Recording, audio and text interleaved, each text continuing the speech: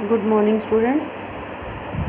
बेटा अकाउंट्स के लेक्चर में हमने अकाउंटिंग का मीनिंग किया, उसकी फ़ीचर्स की हैं और टाइप्स ऑफ अकाउंट्स किया है। ठीक है, तो आगे हम प्रैक्टिकल सम करने के लिए या फिर अकाउंट्स रीड करने के लिए हमें कुछ ना कुछ जो है इसकी डेफिनेशन जो है वो पता होनी चाहिए, जिससे हम ये जो सब्जेक्ट है वो समझ पाएंगे। तो उसके लिए सेकंड हम ले रहे हैं बेसिक अकाउंटिंग टर्म्स, मींस जो अकाउंटिंग के बेस हैं, जो अकाउंटिंग में वर्ड्स बार बार यूज़ किए जाते हैं, उनके बारे में आज मैं आपको बताऊंगी। तो उसमें हम फर्स्ट आज पढ़ेंगे बिजनेस ट्रांजैक्शन, सेकंड पढ़ेंगे capital, third assets and fourth liabilities. क्योंकि ये आपके लिए नया सब्जेक्ट है तो आपको पहले इनकी डेफिनेशंस, इनका मीनिंग जो है वो क्लियर होना चाहिए, जो हमारे अकाउंटिंग में बार बार यूज़ होने वाली जो वर्ड्स हैं। ठीक है, तो आज हम यही ले रहे हैं। सबसे पहले हम ले रहे हैं कि बिज़नेस ट्रांजैक्शन का मीनिंग क्या है। Business transaction, a business transaction is an economic activity of the business that change it's financial position.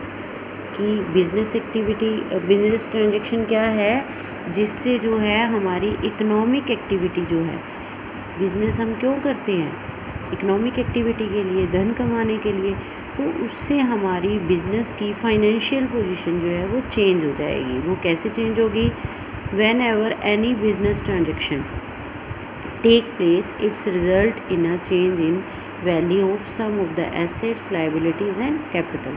जो हम आगे पढ़ रहे हैं कि एसेट, लाइबिलिटीज़ और कैपिटल में जो चेंज आएगा उसके बिजनेस ट्रांजैक्शन से, ठीक है, तो वो कहलाएंगे हमारी बिजनेस ट्रांजैक्शन। इकोनॉमिक एक्टिविटी, जो ऐसी इकोनॉमिक एक्टिविटी जो करके हमारी एसेट्स, लाइबिलिटीज़ और कैपिटल में चेंज आ रहा है, वो हमारी बिजनेस ट्रांजैक्शन कहलाएंगे। ठीक है, जो इकोनॉमिक एक्टिविटी से रिलेटेड है वही जो ट्रांजैक्शन है वही इसमें रिकॉर्ड की जाती है। तो उसका रिज़ल्ट क्या रहेगा कि हमारी एसेट इंक्रीज़ होगी या डिक्रीज़ होगी, जो भी इफ़ेक्ट पड़ेगा, मींस चेंज होंगी एसेट्स भी, लायबिलिटीज़ भी और कैपिटल भी। तो फर्स्ट तो था हमारा बिजनेस ट्रांजैक्शन। सेकंड वर्ड मैंने आपको बोला capital.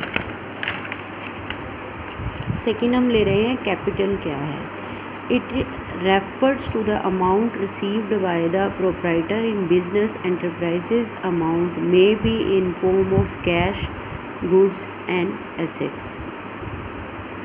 If the amount with the help of which goods and assets are purchased in the business, as such, in order to calculate the amount of capital, all current assets and fixed assets are added up and external liabilities are deducted out of it. It means कि जो investors है, proprietor है, जिसने अपनी जो पैसे invest किए हैं, सपोज़ आपने कोई बिज़नेस स्टार्ट करना है, तो आपको बिज़नेस के लिए क्या कुछ रिक्वायरमेंट है। आप सोचेंगे एक प्लेस हो, ऑफिस हो, उसमें ये सामान हो, ये चीज़ें हमें वहाँ चाहिए, सपोज़ टेबल हो गया, चेयर हो गया, ठीक है, इस तरह की जो भी सामान हमें वहाँ चाहिए, कोई मशीन भी चाहिए, तो वो क्या करते हैं, हम वहाँ जो कैपिटल लगाते हैं उसको हम कैपिटल ही बोलते हैं। एज अ कैपिटल हमने वहाँ इन्वेस्टमेंट की।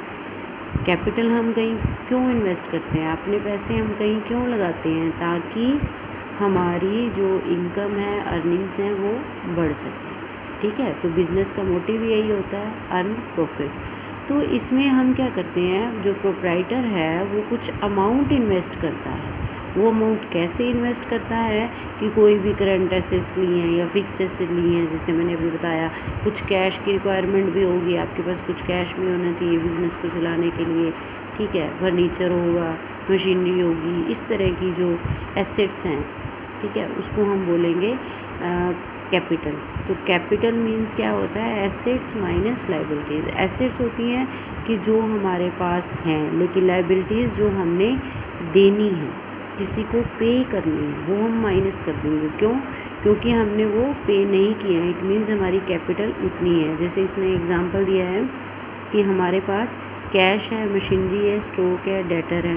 डेटर मीन्स देनदार और क्रेडिटर मीन्स लेनदार, कि हमारे लेनदार तो इतने हैं। इट मीन्स हमने 30,000 जो है वो किसी से उधार सामान पकड़ा रखा है, वो ले रखा है, तो वो तो हमने पे करनी है ना।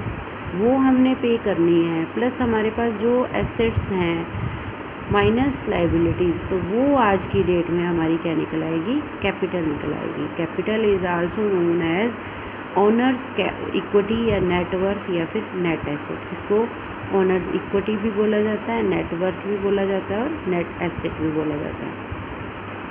नेक्स्ट हमारी बात आती है कि एसेट क्या है। मैंने एसेट के बारे में वैसे आपको थोड़ा सा बताया था कि एसेट क्या है। आज इनके टाइप्स भी जो है हम एसेट्स के वो डिस्कस करेंगे, कौन कौन सी एसेट्स हैं। तो assets anything which is the possession is the property of a business enterprises including the amount due to its from others is called an asset. In other words anything which will be enable a business enterprises to get cash or benefit in future is an asset। जिससे क्या होगा, business enterprises को या तो आने वाले time में cash आएगा या फिर फ्यूचर में कोई प्रॉफिट होगा, बेनिफिट होगा, तो उसको हम क्या बोलते हैं, एसेट। सपोज आपने मशीनरी ली, मशीनरी से ही आप आगे प्रोडक्शन करना चाहते हैं, कोई भी काम कर रहे हैं, तो उसके लिए आपको मशीन की ज़रूरत है, तो मशीनरी से ही आपकी जो है अर्निंग्स बढ़ेंगी, तो उसको हम क्या बोलेंगे,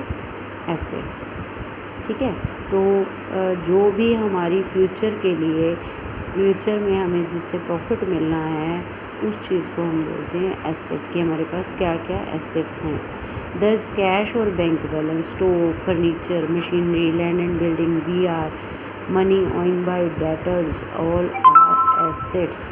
अब डेटर्स एसेट कैसे हैं कि हमारे कुछ लोगों ने पैसे देने हैं, इट मीन्स हमने वहाँ से लेने हैं ना, आज नहीं तो कल, नियर फ्यूचर में हमें वहाँ से अमाउंट मिलेगी, तो इसलिए डेटर्स भी हमारी क्या है, एसेट्स हैं। और जो कैश और बैंक बैलेंस पड़ा है वो भी हमारी एसेट्स हैं। ठीक है। तो अब एसेट्स, आगे एसेट्स की कितनी कैटेगरीज हैं, तो एसेट्स में be classified into the following categories. इसमें हम एसेट्स के टाइप्स ले रहे हैं, कैटेगरीज ले रहे हैं कि कौन कौन सी एसेट्स हैं हमारी। तो सबसे पहले है non current asset. Non current asset क्या होता है, non current asset refer to those asset which are held for continued use in the business for the purpose of producing goods and services. Business for the purpose of producing goods and services and are not meant for sale. इसमें क्या है, non current asset किसको कहा जाता है, जो हमारे business को कंटिन्यू करने में, ठीक है, और गुड्स एंड सर्विसेज के लिए, purpose of producing goods and services, goods and services को प्रोड्यूस करने के लिए हैं, जो हमारे बिजनेस को कंटिन्यू करने में हमारी हेल्प कर रही हैं, लेकिन are not meant for sale, लेकिन उसको हमने सेल के लिए नहीं रखा हुआ। ठीक है, वो हमारे बिजनेस में हेल्प कर रही हैं। और example of non current assets are long term investment and fixed asset such as land, building, plant and machinery, computer, motor vehicle, furniture etcetera. अब नॉन करंट एसेट में हमने क्या देखा कि ये हमारी आगे बिजनेस को कंटिन्यू करने के लिए, गुड्स एंड सर्विसेज प्रोड्यूस करने के लिए हमने इसको हमारे बिजनेस में रखा हुआ है, तो वो हमारी कहलाएंगी नॉन करंट एसेट्स। इसको हमने सेल के लिए नहीं रखा। सपोज लैंड एंड बिल्डिंग है, वहाँ पर हम अपना बिजनेस चला रहे हैं, प्लांट है हमारे पास, कंप्यूटर हैं, फर्नीचर हैं, तो हम फर्दर प्रोडक्शन के लिए, बिजनेस के लिए उसको यूज़ कर रहे हैं। नॉन करंट एसेट भी हमारी दो कैटेगरीज में डिवाइड होती हैं, टेंजिबल एसेट और इनटेंजिबल एसेट। टेंजिबल एसेट क्या है, जिसको हम छू कर देख सकते हैं, जैसे प्लांट एंड मशीनरी हो गया, ठीक है, कंप्यूटर हो गया, मोटर व्हीकल हो गया, तो इसको टच किया जा सकता है और देखा भी जा सकता है। ठीक है। Tangible asset are those asset which can be seen और touched, in other words which have a physical existence such as a land, building, जो भी हमने पढ़े हैं, तो वो हमारे टेंजिबल एसेट होगा। और इनटेंजिबल क्या होगा, intangible asset are those asset which do not have a physical existence and can not be seen और फेल्ट, जिसको हम देख नहीं सकते, छू नहीं सकते। जैसे हमारी होती है गुडविल। गुडविल मीन्स हमारा नेम, फेम, हमारी प्रसिद्धि की मार्केट में हमारे काम का नेम है, वो हमें पता है कि नेम है, उसको हम छू नहीं सकते। कोई पेटेंट्स है, कोई काम करने का हमें ही अधिकार है, तो हमने अधिकार लिया हुआ है, कॉपीराइट लिया हुआ है, कोई ट्रेडमार्क है, तो वो क्या होगा, हमें मिला हुआ है, बट हम क्या कर सकते हैं, उसको यूज़ भी कर रहे हैं, उसकी वैल्यू भी है, लेकिन उसको छू कर नहीं देख सकते। ठीक है, ना तो छू सकते हैं और ना ही हम देख सकते हैं। तो ये हमारी बिज़नेस के लिए वैल्यूएबल थिंग है, लेकिन जिसको हम नहीं देख पाएंगे उसको हम इंटेंजिबल एसेट बोलेंगे। नेक्स्ट आती है हमारी current asset. Current asset are those asset which are meant for sale और which the management would want to convert into cash within 1 year.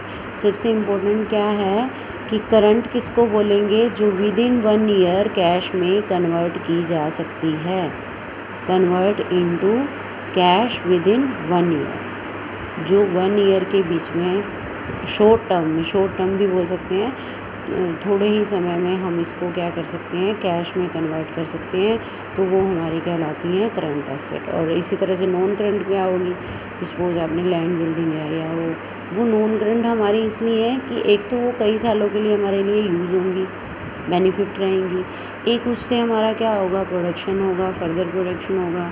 ठीक है, और एक इसकी अमाउंट जो है वो बहुत ज़्यादा होती है, इनकी अमाउंट भी कम होती है, और ये 1 ईयर विद इन 1 ईयर हम इसको कैश में कन्वर्ट कर सकते हैं। तो आज हमने ये किया है एसेट्स वाला।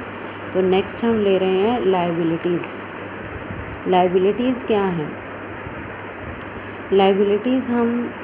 Liabilities it refer to the amount which the firm own to outside excepting the amount on to proprietors, कि हमने जो पे करना है, आउटसाइडर मीन्स थर्ड पर्सन को, हमारी फर्म के हमने किसी थर्ड पार्टी से कोई पेमेंट ली है या उधार में कोई सामान लिया है, उसको पे करना है, तो वो हमारी लायबिलिटी कहलाएगी।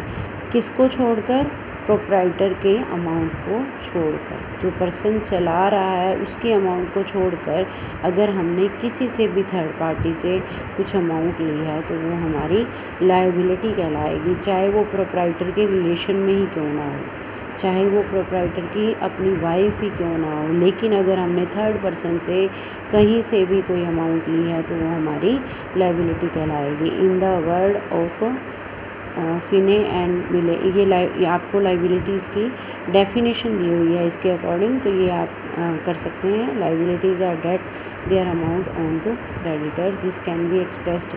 लायबिलिटी किसको बोलते हैं, वो इक्वेशन हमारी जो हमने की थी, capital is equal to asset minus liability, तो लायबिलिटीज़ भी ऐसी हो जाएगी हमारी एसेट्स माइनस कैपिटल, जो हमारे पास एसेट्स हैं या फिर जो प्रोप्राइटर ने कैपिटल लगाई है। अब जो प्रोप्राइटर ने कैपिटल लगाई है वो हमारी एसेट के इक्वल होनी चाहिए ना, लेकिन अगर हमारी एसेट ज़्यादा है तो इट मीन्स हमने क्रेडिट में कुछ ना कुछ सामान लिया है, तो वो हमारी लायबिलिटी है। तो ये दो तरह की लायबिलिटीज़ हैं, इंटरनल लायबिलिटी एंड एक्सटर्नल।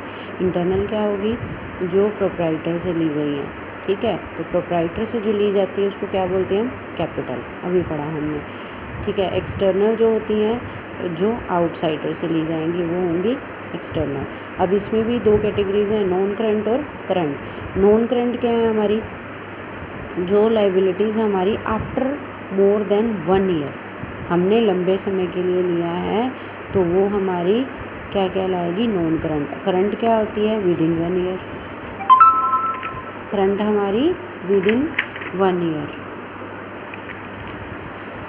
ठीक है। यही डिफरेंस था इसमें, ये मोर देन 1 ईयर एंड ये विद इन 1 ईयर, जैसे बैंक ओवरड्राफ्ट हो गया, क्रेडिटर्स हो गया, आउटस्टैंडिंग एक्सपेंसेस हो गए, और ये हमारा लॉन्ग टर्म लगा होगा इस पर, लॉन्ग टर्म लोन, ठीक है, लॉन्ग टर्म क्रेडिटर्स, डिवेंचर्स, तो वो हमारे नॉन करंट में आएंगे। ओके, वैसे अगर हमें जनरली क्रेडिटर्स ही दिया हुआ है तो वो हमारी इसी में ही आएंगे। क्रेडिटर्स हमारे हमेशा करंट लायबिलिटीज़ में ही माने जाते हैं। जो long term debenture, long term loan ये लिखा गया होगा आगे वर्ड, तो वो हमारी नॉन करंट लायबिलिटीज़ में आएंगे, ठीक है। आज के लिए यही 4 आपको बेसिक्स करने हैं अकाउंटिंग टर्म के। इस चैप्टर में जो अब तक मैंने करवाया है, यहाँ तक आपका कोई भी डाउट है तो आप वो क्लियर कर सकते हैं। Thank you, have a nice day.